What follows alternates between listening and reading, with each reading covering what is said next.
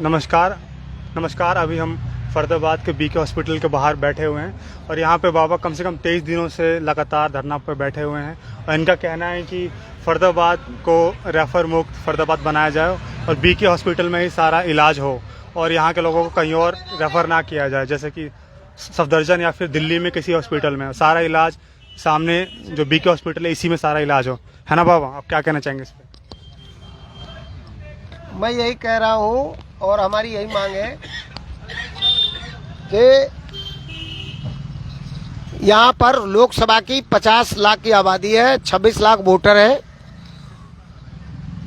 और जब 26 lakh voter vote दे रहा है, 50 लाख की आबादी वाला नोट दे रहा है, इन नेताओं को जितवा करके सिंहासन पर बैठा रहा है, तो अपनी स्वास्थ्य सुविधा के लिए वो दिल्ली क्यों जाएगा, अन्य क्षेत्रों में क्यों जाएगा? यही इसी बीके सिविल अस्पताल में स्वास्थ्य सेवाएं दुरुस्त की जाएं, रेफर ना किया जाए और जो हमारा अटल बिहारी वाजपेयी मेडिकल कॉलेज है उसी में ट्रॉमा सेंटर बनाया जाए। सतीश चोपड़ा जी इस मुहिम को लगातार कई वर्षों चला रहे और मैं भी इनके साथ रहा, तमाम अन्य साथी भी हमारे साथ रहे, लेकिन वो सांकेतिक था। इस बार हमने अस्थायी धरना लगाया है। जब तक हमारी मांग नहीं मानी जाएगी, जब तक हमारी बात नहीं सुनी जाएगी, हम लगातार धरने पर रहेंगे और हमारा अधिकार है। ये हम कोई भीख नहीं मांग रहे, ये हमारा अधिकार है। और अगर सरकार कहती है कि भाई यहाँ रेवेन्यू की कमी है, तो रेवेन्यू नंबर 2 पर है फरीदाबाद। यहाँ की जनता नोट दे रही है, रेवेन्यू दे रही है, जीएसटी दे रही है और इनकम टैक्स दे रही है, डायरेक्ट इनडायरेक्ट टैक्स वो अपना दे रही है। और यहाँ वैसे भी ये एनसीआर का वो एरिया है जहाँ सबसे अधिक पॉपुलेशन है जी, सबसे नजदीक है दिल्ली के। तो भाई केंद्र में भी क्या दिक्कत है, ट्रॉमा सेंटर बनाने में क्या दिक्कत है? और भी जगह बना ही रहे हो, यहाँ कम से कम आईपीडी तो शुरू कर दो, मरीजों को भर्ती करना शुरू कर दो अटल बिहारी वाजपेयी में। जी, यहाँ पे भी जो यहाँ पे कुछ मतलब जो लोग भी आते हैं वो बताते हैं कि हमें 5 दवाइयाँ हम लेते हैं, हमें लिखी जाती है, जिसमें से 2 यहाँ मिलती है, हमें 3 बाहर से लेनी पड़ती हैं। हाँ, और जितने भी महंगे इलाज हैं और जो चेकअप वगैरह करवाना पड़ता है, हम बाहर से ही हमें करवाना पड़ता है, अंदर नहीं हो पाता। बिल्कुल। यहाँ डॉक्टरों की कंडीशन है, ऐसी कंपनियों की दवाई लिखेंगे जो यहाँ मिले ना जी। जो पैनल पे होगा दवाई तो उसी की मिलेगी ना। यहाँ दवाई भी वो लिख दी जाती है जिससे उनकी साठगांठ होती है कंपनियों से, फार्मा कंपनियों से। यहाँ रिटायर होने के बाद भी वो चोर डॉक्टर यहीं बैठे रहते हैं। जब रिटायरमेंट जिसकी हो गई है उसका दिल नहीं भरा अभी, वो और कितना लूटना चाहता है। चाहे सीएमओ हो, चाहे पीएमओ हो, चाहे वो आरएमओ हो, चाहे वो कोई और किसी पद पे हो, जिम्मेवार पदों पर बैठे लोग रिटायर होने के बाद भी आ जाते, नए लोगों को चांस नहीं दिया जाता। भाई नए डॉक्टर भर्ती किए जाए ना जी, नए डॉक्टर भर्ती किए जाए, उनकी प्रैक्टिस चलेगी, अच्छा इलाज होगा, उनका अनुभव बढ़ेगा। उन्हीं चोरों को बार बार मौका दिया जाता है। तो ये सारी चीजें देख करके ये लगता है कि ये साठगांठ का मामला है। मेडिकल सिंडिकेट फरीदाबाद में हावी है। अभी मैं कल मतलब जो बीके का जो मेल्स का जो टॉयलेट है, मैं उसके अंदर गया था, मतलब ऐसे ही जी जी, तो वहाँ पे इसकी कंडीशन इतनी खराब है, जहाँ पे हाथ धोते हैं इतना गंदा है जी जी जी। उसके सारे जो बाथरूम में जो टोटियां हैं वो सब टूटी हुई हैं जी जी। बाथरूम में कोई सफाई नहीं है जी। तो इसके ऊपर भी कुछ बोलिए बाबा। हाइजीन के मामले में हमने इनको 2021 में और 2022 में इनको बोला था कि आपने जो इसका टॉयलेट क्लीनिंग का वो होता है, वो शायद इन्होंने ठेकेदारी पर बहुत सारे आदमी रख रखे हैं। तो जो ठेकेदारी पर जो आदमी रख रखे हैं साफ सफाई के लिए, हमने कहा एक ऐसी कंपनी को ठेका दिया जाए जिसके पास अनुभव हो, टोटियां टूटी हुई हैं उसकी, तो टोटियां ही जिसके गायब है। पास अनुभव होगा काम वही करेगा जी ये जो बाकी जो है टोटी टूटना ये पीडब्ल्यूडी की रिपेयर में आता है। इनके पास प्लम्बर के नाम पे कुछ लोग हैं जो सिर्फ सोने का पैसा लेते हैं, नींद में आकर के सो के सवेरे शाम डोल के चले जाते हैं। वो प्लम्बर भी इस तरह बात करता है इनका जैसे बहुत बड़ा कितना बड़ा अधिकारी हो, पीएमओ या सीएमओ या कमिश्नर हो। प्लम्बर की वजह से पूरी बिल्डिंग में इसके सीलन है। पीडब्ल्यूडी विभाग ने सर्वे किया, काम भी कर रहा है और अधूरा काम छोड़ करके उसने कहा फंड खत्म हो गया। एक चीज सोचने वाली बात है कि जब हम किसी चीज का बजट बनाते हैं जी और हम उसके एस्टिमेट लेते हैं तो पूरा रखरखाव देख करके एस्टिमेट लिया जाता है, काम देख करके। आधे उसमें खत्म हो गया इनका पैसा। जी 1 करोड़ समथिंग आया था और इन्होंने सीलिंग खोल के फेंक दी, प्लम्बर पाइप खोल के फेंक दिए। प्लम्बरिंग का काम भी अधूरा, सीलिंग का काम भी अधूरा, फायर और इलेक्ट्रिकल काम भी पूरा नहीं कर पाए वो। अब फिर बोल रहे हैं कि हमने पीडब्ल्यूडी को बोला है और वो इसका सर्वे करके दोबारा से फंड मांगेगा। सर बाबा जो ये यहाँ पे खाना वगैरह जो मिलता है ये मतलब गवर्नमेंट की तरफ से मिलता है कि नहीं, गवर्नमेंट नहीं है, ये एनजीओ है, एनजीओ जो चला रही ट्रस्ट है, जी जी वो चला रही है, वो प्रोवाइड करती है। सबसे पहले माननीय तत्कालीन मंत्री उद्योग मंत्री विपुल गोयल ने चालू किया था। उसके बाद में लगातार अब तो कोई दूसरा काम कर रहा है यहाँ पर। पहले नवचेतना ट्रस्ट कर रही थी, अब श्री राम कोई करके है।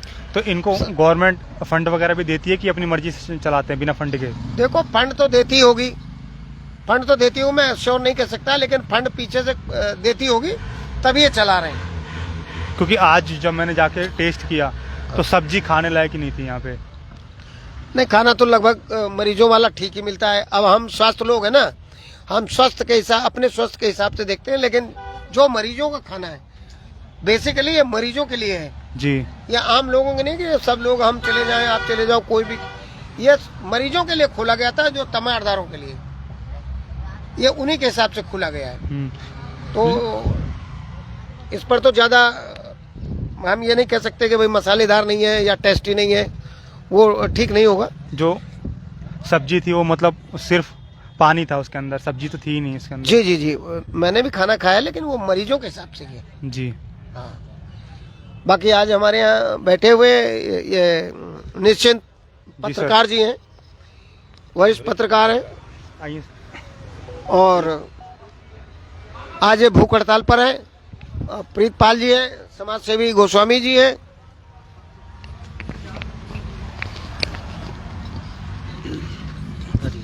जी सर बताइए सर, आपका नाम? मेरा नाम निश्चिंत शर्मा है। तो जी सर, आप बाबा को सपोर्ट कर रहे हैं सर, इसके लिए धन्यवाद। हम बाबा को सपोर्ट नहीं कर रहे हैं, जी सर।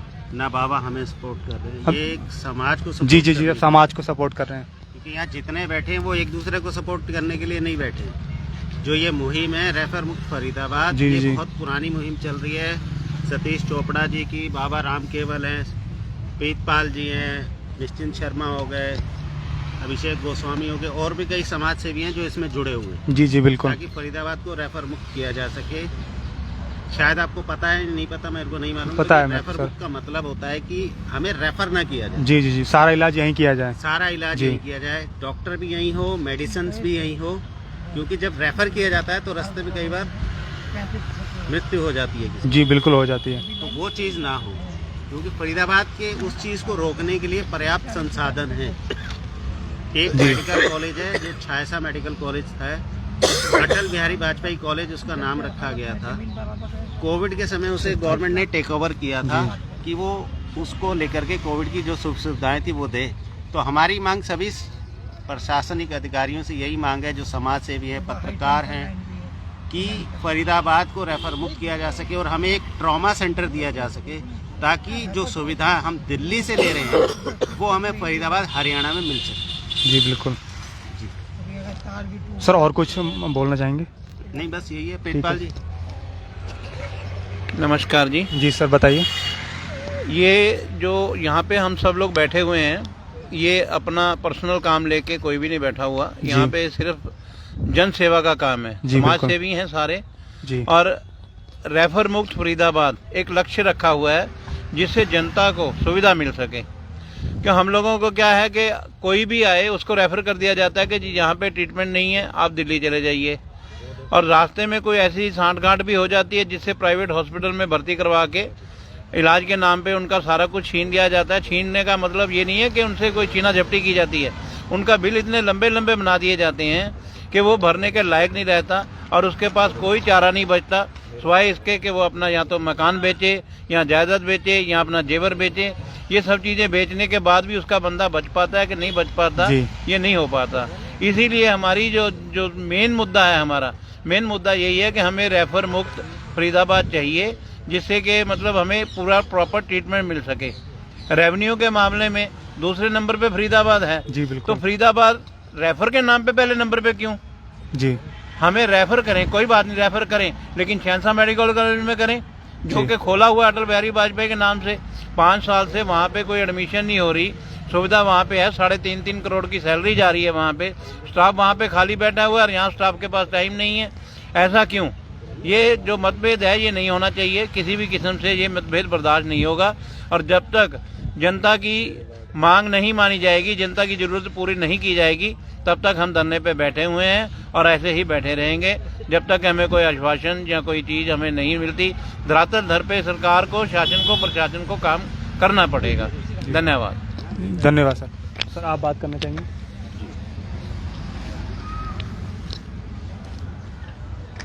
थोड़ा आगे जा सर, पकड़िए इसका। सर नाम क्या सर आपका? अभिषेक गोस्वामी। जी सर बताइए। मैं ये कहना चाहूँगा सरकार से एक सवाल है मेरा। आज अटल बिहारी वाजपेयी जी की जयंती है जी सर, और बीजेपी में एकदम से आज आप अखबारों में देखिए, हर चीज़ में देखिए, ये मैं दिखाऊंगा जी सर, फ्रंट पेज की हेडलाइन है अटल बिहारी वाजपेयी जी की जयंती जी सर है, जी। और बाढ़ सी आ गई है फेसबुक पे भी कि हम मना रहे हैं जयंती, हम ये कर रहे हैं, हम वो कर रहे हैं। लेकिन बड़ी सोचनीय और निंदनीय बात है ये कि उनके नाम से जो अटल बिहारी वाजपेयी हॉस्पिटल बना हुआ है, ठीक है, उनके नाम से लाइब्रेरी बनी हुई है, उनका आज तक मुहूर्त सही से नहीं कर पाए जी।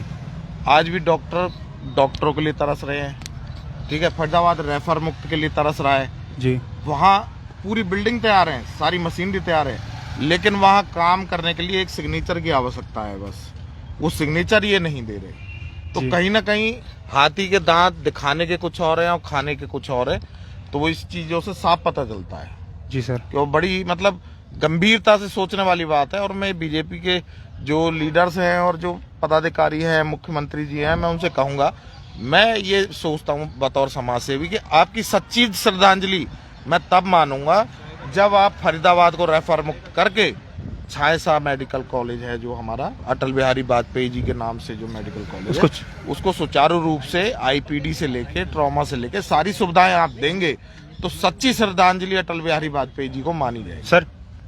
क्योंकि कहीं ना कहीं मेरे आइडल वो भी रहे हैं और यहाँ पे लाखन सिंह कुशवाहा जी आए हुए हैं, बहुत ही सीनियर समाज सेवी हैं, आप उनसे थोड़ा सा पूछेंगे वो ज्यादा बेहतर पड़ता है जी सर। सब चीजें। जी सर। जी सर, पहले सर आपका नाम बताइए सर। मेरा नाम सतीश चोपड़ा, संचालक सेवावान फरीदाबाद जी।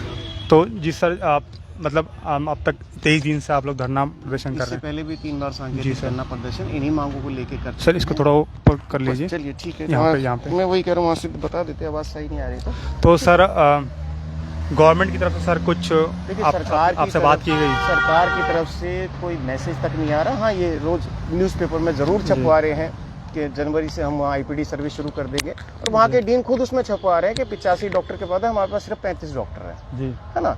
तो अगर ये शुरू भी करेंगे तो एक सिर्फ दिखावा होगा, खाना पूर्ति होगी, जिसको हम स्वीकार नहीं करेंगे कि वहाँ आईपीडी ऐसे जन शुरू कर दी जाए सिविल अस्पताल की तरफ से। वहाँ भी अगर इलाज नहीं मिला तो फायदा क्या उस चीज़? जी बिल्कुल। धरातल पे तो बदलाव नहीं होगा, वहाँ आईसीयू फंक्शनल नहीं किया जाएगा, ओटी फंक्शनल नहीं की जाएगी। यहाँ आईसीयू बंद पड़ा है 2 साल से, 38 वेंटिलेटर है सिविल अस्पताल फरीदाबाद के अंदर। जी जी। रेडियो जो लॉजिस्ट है उसका 3 साल से पद नहीं भरा गया, अल्ट्रासाउंड नहीं होते यहाँ पे, बेसिक चीज़ें वो यहाँ पे नहीं उपलब्ध हैं। और आपको पता है, गरीब आदमी सरकार बड़ी बड़ी बात करती है कि हम 5 रुपए के अंदर गरीब आदमी का इलाज कर रहे हैं, कार्ड पे जो बनता है उसको 5 रुपए कीमत का, पर वो कार्ड बना के अगला डॉक्टर के पास जाता है तो उसको 1500-2000 रुपए की दवाइयाँ बाहर से खरीदनी पड़ती बिल्कुल करनी और पड़ती है। अधिकांश जो लोग हैं ना यहाँ बताए नौकरी पेशा है, मजदूर वर्ग ज्यादा है यहाँ पे जो सिविल अस्पताल आता है, मध्यम वर्ग के लोग ज्यादा हैं जिनका इनकम इतनी ज्यादा नहीं है कि बाहर का अस्पतालों का या बाहर की दवाइयों का खर्च उठा सके, और अधिकांश जो 70% मरीज है ना वो पूरी दवाइयाँ लेता ही नहीं है, बिल्कुल नहीं। क्योंकि उसकी जेब अलाउड नहीं करती, वो छोटी बीमारी बड़ी बीमारी बन जाती है। यहाँ तक कि लोगों को अपने सिर्फ दवाइयों की कमी की वजह से ना जान से हाथ धोना पड़ता है। बीच बीच में आपने भी चलाया और सभी पत्रकार साथियों ने बिल्कुल। छापा भी कि टीवी की दवाइयाँ बार बार खत्म हो जाती हैं, और आपको मालूम है टीवी की दवाई अगर आपने 2 दिन नहीं खाई, 1 हफ्ता नहीं खाई, तो आपको दोबारा से वो कोर्स करना पड़ता है, बिल्कुल है ना। और अगर 2-3 बार कोर्स छूट जाए तो दूसरी उसको क्या बोलते हैं, टीवी बदल जाती है, बढ़ जाती है, बढ़ जाती है, फिर उसका इलाज और मुश्किल हो जाता मुश्किल हो जाता है। है ना। तो ये मौत का काल का ग्रास बन रहे हैं यहाँ पे लोग, सिर्फ इसलिए कि यहाँ पे डॉक्टर्स नहीं है, सुपर स्पेशलिस्ट का कैडर ही नहीं है यहाँ पे। देखिए वेनोलॉजिस्ट नहीं है, स्पाइन का नहीं है, नेफ्रो का नहीं है, गैस्ट्रो नहीं है, न्यूरो नहीं है ना। इस तरह का जो स्पेशलिस्ट कैडर होता है वो यहाँ है ही नहीं, जिसकी वजह से यहाँ रेफर करना जो यहाँ के ऑन ड्यूटी डॉक्टर है उनकी मजबूरी होती है कि भैया आप दिल्ली जाइए। तो सरकार यहाँ से रेफर करने के बाद अपना पल्ला झाड़ रही है, और दिल्ली में जाओ तो आप जानते हैं दिल्ली के अस्पतालों में भी इतना वर्कलोड ज्यादा कि वहाँ पे इलाज पाना आज की डेट में टेढ़ी खीर साबित है। दिल्ली में तो यूपी, बिहार और हर जगह से लोग आ रहे हैं इलाज करवाने। जो एम्स है, सफदरजंग है, जगह ही उसके कहाँ है जो- उसमें? बिल्कुल बाहर जो पार्कों में लोग पड़े रहते हैं, प्लस्तर लगा हुआ है, ट्यूब्स लगी हुई है ना, वो वहाँ वेट करते रहते कब हमारा नंबर आएगा, तारीख पे तारीख जो मिलती है। वहाँ पे भी। फरीदाबाद के पास, फरीदाबाद कैपेबल है कि खुद का इलाज यहाँ पे लोग खुद करा सकें। बिल्कुल, मैं वही कहना चाह रहा हूँ। देखो हरियाणा में- सरकार दिल्ली क्यों भेज रही है? हरियाणा में टैक्स रेवेन्यू जनरेट करने में फरीदाबाद दूसरे नंबर पे आता है, बिल्कुल। पॉपुलेशन में पहले नंबर पे आता है। 9 विधानसभा है यहाँ पे, यानी जो सरकार बनती है हरियाणा में यहाँ उसका दखल है। जो सरकार हरियाणा सरकार चलती है उसको चलाने में यहाँ की जो टैक्स का दखल है, बिल्कुल है ना। तो इतना सब कुछ हम दे रहे हैं आपको सरकार को, उसके बावजूद हम दिल्ली के अस्पतालों पे निर्भर क्यों हैं? ये तो सरकार को जवाब देना चाहिए, यहाँ के मंत्रियों को देना चाहिए। इसी सवाल का जवाब पाने के लिए हम बरसों से लगे हुए हैं कि हमारे शहर में ट्रॉमा सेंटर कब बनेगा भाई साहब। इस पूरे फरीदाबाद मंडल की बात कह रहा हूँ, बदरपुर बॉर्डर से कोसी बॉर्डर तक, जी जी। इस पूरे एरिया के अंदर एक भी सरकारी ट्रॉमा सेंटर नहीं। आगरा जाके है, एक दिल्ली में है, और इस पूरे हमारे मंडल में कहीं भी कोई एक्सीडेंट दुर्घटना होती है, छत से आगरा गिरता है, में कुछ तो वो यूपी का हो गया, यूपी बिल्कुल। गवर्नमेंट मैंने आपको का, बता दिल्ली दिया, में दिल्ली गवर्नमेंट हमारी का हो गया। पूरा फरीदाबाद मंडल आ जाता है, कोसी बॉर्डर तक आ जाता है। हरियाणा गवर्नमेंट का मतलब क्या है फिर यहाँ पे? हाँ, वो तो सवाल है। दूसरा हम उनको बता रहे इतना लंबा डिस्टेंस भी है, जी बीच में कोई सुविधा ही नहीं है। आम आदमी जो यहाँ का नागरिक है वो इलाज कैसे कराए? आपने उनको राम भरोसे छोड़ा हुआ है, और जिसको अब जनता बर्दाश्त नहीं कर रही, धीरे धीरे लोग भी हमारे साथ जुड़ते आ रहे हैं। ये बिल्कुल सिर्फ ऐसा नहीं है, मैंने ये 3 या 4 साल पहले ये शुरू किया था, रेफर मुक्त फरीदाबाद ट्रॉमा सेंटर बनना चाहिए, क्योंकि मैंने खुद ना यहाँ से कई मरीजों को जो लवारिस थे उनको दिल्ली तक पहुँचाया, और मैंने वहाँ जाके ट्रॉमा सेंटर की जब फैसिलिटी थी, मुझे नहीं पता था ट्रॉमा सेंटर क्या होता है, यानी आम आदमी को भी नहीं पता होता ट्रॉमा सेंटर होता है क्या। उसकी मैं आपके चैनल के माध्यम से बताना भी चाहता हूँ। ट्रॉमा सेंटर एक ऐसी यूनिट होती है जिसके अंदर सारे स्पेशलिस्ट डॉक्टर होते हैं, सुपर स्पेशलिस्ट डॉक्टर होते हैं। एक ही छत के नीचे ओटी से लेके ब्लड बैंक से लेके सारे ब्लड टेस्ट यानी सीटी, एमआरआई, एक्सरे, सारी सुविधाएं एक छत के नीचे होती है, ताकि पेशेंट का समय खराब ना हो, उसकी जान बचाई जा सके, तुरंत इलाज मिले। और आपको बताऊं, समय पे अगर पहुंच जाता है पेशेंट, उसका हाथ कट गया, पैर टूट गया, तो 70% चांस होते हैं उसके अंग को दोबारा जोड़ दिया जाए। और एम्स का जो ट्रॉमा सेंटर है उसने ये कारनामे करके दिखाए भी हैं। बिल्कुल। आज मेडिकल साइंस इतनी तरक्की कर चुका है, और फरीदाबाद के जो नागरिक हैं उनसे वंचित है, क्योंकि यहाँ कुछ ऐसी फैसिलिटी ही नहीं है। आपने गरीब आदमी को मजबूर कर दिया है कि वो प्राइवेट अस्पतालों के मोटे मोटे बिल भरे। उसके लिए आम आदमी को अपना घर बेचना पड़ रहा है, खेत बेच रहा है, कोई दुकान बेच रहा है, मोटे मोटे सूद पे पैसा लेके आ रहे हैं लोग, कर्ज के दलदल में फंस रहे हैं। यहाँ के आम आदमी के पास तो ना सिर्फ 2 ही रास्ते हैं, या तो रेफर के खेल में सरकारी अस्पतालों के चक्कर काटते काटते अपना दम तोड़ दे, या अपना घेर बेचे, जायदाद बेचे और अपना इलाज कराए। और कई केसेस में तो आपने भी देखा होगा और चलाया भी होगा आपने, कई केसेस में तो जान भी चली जाती है, माल भी चले जाता है। और प्राइवेट अस्पताल वाले डेड बॉडी तक रोक लेते कि पहले आप हमारा जो बकाया है बिल उसका पे करेंगे, तब आपकी डेड बॉडी से रिलीज करेंगे। बिल्कुल। तो मतलब इतना सब कुछ होने के बावजूद यहाँ के जो नेता हैं वो चुपचाप तमाशा देख रहे हैं। तीसरी बार आपकी सरकार आ गई, अब तो कुछ कर लें। बिल्कुल। और सभी जितने विधानसभा में लगती हैं उन सभी विधायकों का एक दायित्व होता है कि अपने जो क्षेत्र की समस्या है उनकी वकालत करें सदन के अंदर, उनको उठाएं और अपने क्षेत्र का हक लेके आए। और ये देखिए, ये हम सबको करना पड़ रहा है। बिल्कुल। हम किस लिए लड़ रहे हैं कि जनता का हक है, हमारे शहर की जरूरत है, इसको फुलफिल किया जाए। और मैं आपके चैनल के माध्यम से एक बात बता दूं, मैं सतीश चोपड़ा एक वादा करता हूं कि जब तक इन समस्याओं का ठोस समाधान नहीं निकलेगा, ये हमारा धरना ऐसे ही चलता रहेगा। और आज मैं आपको बताऊं, इतिहास में पहली बार हो रहा है कि पत्रकार साथी इस तरीके से खुल के साथ बैठे हुए हैं। बिल्कुल सर। देखिए, कंधे से कंधा मिला के मेरे साथ शुरू से रहे, समस्याएं उठाते भी रहे, बीके की समस्याएं दिखाते रहे, यहाँ के जो मरीज हैं उनका दर्द भी सरकार तक पहुंचाते रहे। पर इस तरीके से धरने पे आज तक कोई नहीं बैठा, भूख हड़ताल में कोई नहीं बैठा था। हमारी छोटी बहन ने कल बैठी यहाँ पर भूख हड़ताल पे, आज हमारे भाई बैठे निश्चिंत शर्मा जी, और तमाम शहर के जो भी व्यक्ति दूसरों की पीड़ा महसूस करता है ना, वहाँ यहाँ अपनी उपस्थिति दर्ज करा रहा है, चाहे बीजेपी का हो, चाहे कांग्रेस का हो, चाहे आम आदमी पार्टी का। क्योंकि सेवावन फरीदाबाद है ना, कोई पॉलिटिकल पार्टी नहीं है जिसके बैनर पर सारे बैठे हैं। ये प्रॉब्लम तो पूरे फरीदाबाद की प्रॉब्लम, और ये कोई राजनीतिक पार्टी नहीं है, राजनीतिक प्रॉब्लम यहाँ नहीं। सबका स्वागत है। जो आदमी, ये सामाजिक प्रॉब्लम है। बिल्कुल एक जरूरत है हमारे शहर की, हमारे मंडल की जरूरत है। हमारे शहर में अगर ट्रॉमा सेंटर बनता है तो पलवल, होडल, हसनपुर सबको लाभ होगा, और यहाँ तक कि उसके आस पड़ोस के जो थोड़े बहुत जिले पड़ते हैं हरियाणा में सबसे ज्यादा पॉपुलेशन फरीदाबाद की है। बिल्कुल, सबसे ज्यादा मरीज फरीदाबाद के पास हैं। क्योंकि यहाँ देखिए औद्योगिक नगरी है और कई सारे नेशनल हाईवे गुजर रहे हैं। बिल्कुल। और पोल्यूशन में हम एशिया में नंबर 1 पे आते हैं, है ना। तो यहाँ बीमारियां भी बहुत ज्यादा, आपको जान के हैरानी होगी कि 8500 पेशेंट फरीदाबाद में रजिस्टर्ड है टीबी के। बिल्कुल। और पूरे इस फरीदाबाद मंडल में एक टीबी यूनिट नहीं बनाई इन्होंने ऐसी कि जिसके अंदर 24 घंटे डॉक्टर की सुविधा हो। यहाँ टीबी के पेशेंट को जरा से भी प्रॉब्लम हो जाती है ना, उसका अगर spo2 लेवल थोड़ा सा भी नीचे हो गया, उसको खांसी ज्यादा हो गई, उसको बोल दे कि महरौली जाइए। इतनी दुर्दशा, इतनी लचर व्यवस्था पूरे हरियाणा में कहीं की नहीं है जो फरीदाबाद मंडल की है।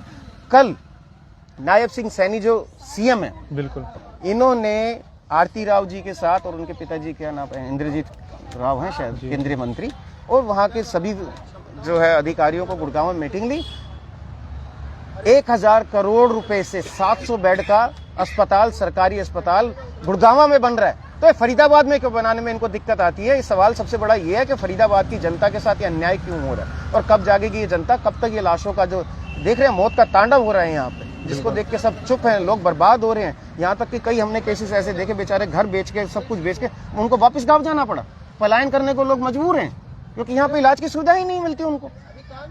यहाँ अगर थोड़ी सी बीमारी होगी तो आप समझ लीजिए कि आप 10 को पीछे चले गए, आपको उभरने का मौका ही नहीं मिलेगा। फरीदाबाद की गवर्नमेंट, फरीदाबाद के लोग दिल्ली के हॉस्पिटल के भरोसे बैठे हुए हैं। बिल्कुल, कि हमारा इलाज दिल्ली में हो, सफदरजंग में हो जाए, एम्स में हो जाए। बिल्कुल, वहाँ भी तो इलाज नहीं मिलता, वहाँ भी धक्के मिलते हैं। और दूसरी बात है, टैक्स हरियाणा सरकार ले रही है, धक्के हम वहाँ क्यों खाएंगे भाई साहब? ये तो जॉब हमारा हम हक यहाँ है ना। कर रहे हैं, रहे हम यहाँ रह रहे हैं, हक है हमारा, टैक्स हम यहाँ भर रहे हैं, सरकार हम यहाँ चुन रहे हैं, टैक्स हम यहाँ दे रहे हैं, ये हमारा सुविधा हक हमें है ना। दिल्ली गवर्नमेंट क्यों दे? बिल्कुल, और दिल्ली के भरोसे हम क्यों रहे? वो देती भी रहे, हम क्यों रहे? हमारे शहर में क्यों नहीं है? एक चीज और बता दूं आपको, अगर पलवल कोई एक्सीडेंट होता है, होडल होता है, बल्लभगढ़ होता है, फरीदाबाद में कोई घायल आके सिविल अस्पताल में होता है, उसको रेफर करके दिल्ली भेज दिया जाता है, जिसके अंदर उसका कीमती समय बीत जाता है। कई मरीजों को इसका खामियाजा अपनी जान देके चुकाना पड़ रहा है ना। क्योंकि आप जानते हैं कि एक्सीडेंट के बाद या किसी दुर्घटना के बाद पहला 1 घंटा जो होता है उसको गोल्डन पीरियड कहा जाता है। उसके अंदर उसको समुचित इलाज मिल जाए तो उसके प्राण बच सकते हैं, उसका कटा हुआ अंग भी जुड़ सकता है, अंग भंग होने से ही बचता है। तो हमारी मांग तो ये, यहाँ का जो जनता का हक है उसे यहाँ रखिए, उसे यहाँ दीजिए, और तब तक ये धरना जारी रहेगा जब तक यहाँ के ऊपर कोई ठोस कार्रवाई होती नहीं दिखेगी, और जब तक फरीदाबाद रेफर मुक्त नहीं होगा, हमारा जो है प्रदर्शन बंद नहीं होगा। धन्यवाद।